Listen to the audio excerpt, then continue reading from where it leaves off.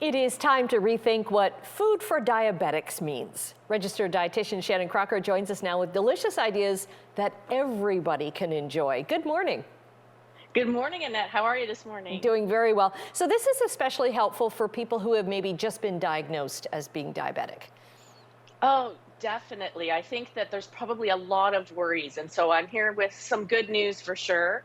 There's about 11.5 million Canadians who are affected by diabetes. So we probably all know someone who has diabetes or who is caring for someone with diabetes. And so there's probably some confusion out there about what to cook, how to eat. But I'm here with some good news to tell you that it doesn't have to be complicated.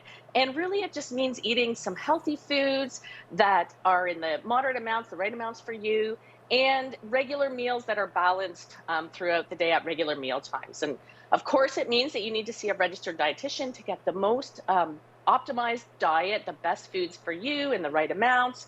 But really, a diabetes-friendly diet just minimizes nutrient-poor, sugary foods that are ultra-processed, and it includes more nutrient-rich foods like lots of vegetables, so leafy greens, for example. It's going to include some lean proteins, nuts, fish, for example, healthy fats like Canadian-grown canola oil, and whole grains, legumes, lentils. Those are going to provide quality carbohydrates in the right amounts for you again.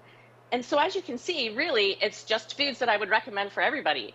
It's super healthy for everybody, and you've made this amazing squash chili that I've got to try. I wish I was there to give you some to try because I think you would really love it.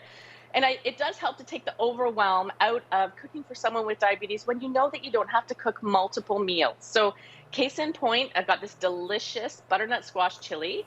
And so you start off with Canadian-grown canola oil, adding it into the pot. It's budget-friendly, it's healthy for all. We're going to add in our onions, garlic, spices, some squash, of course, the peppers, some tomatoes. And we're going to simmer that down along with our chili seasoning spices as well. And then we're just going to add in some broth there, simmer that down a bit, bring it to a boil. And then we're going to add in some chickpeas, a can of chickpeas. That's going to add some great plant-based fiber. And then you've got it. There you go. Easy peasy. You can get that recipe at canolaeatwell.com. I've partnered with them so that I can share it with everyone for Diabetes Awareness Month. And then what I like to do, Annette, is just finish it off. And if you wanted to take a look back at me here, I've got this bowl. It's beautiful. It smells delicious. The chili fragrances coming off of this bowl are absolutely wonderful.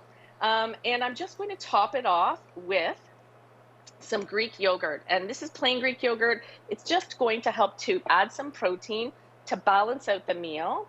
And we're going to just sprinkle on some cheddar cheese. That's going to give a nice, great taste. And I love a last little squeeze of lime juice, which is just going to brighten up and perk up the flavors. That's awesome. Now, what if you wanted to add meat to it? Does that still make it diabetic friendly? Yeah, for sure. So you could probably even take your favorite chili recipe, if it's made with lean beef or with turkey, for example, and you could just add in some extra veggies like the butternut squash. Or if you wanted to brown up some ground turkey before you're making this and add that in there as well, sure, you could do that. Okay, I'm going to admit something to you. I'm afraid of butternut squash because I have no idea of what to do with it. Do you peel it? Do you cut it up? I always see it, you can buy it prepackaged, right, already cut up at the grocery store, but if I want to do it myself, if I want to be big and do it myself. Yeah, I know it can seem a little intimidating. So yes, you can buy it pre-cut. You could use frozen.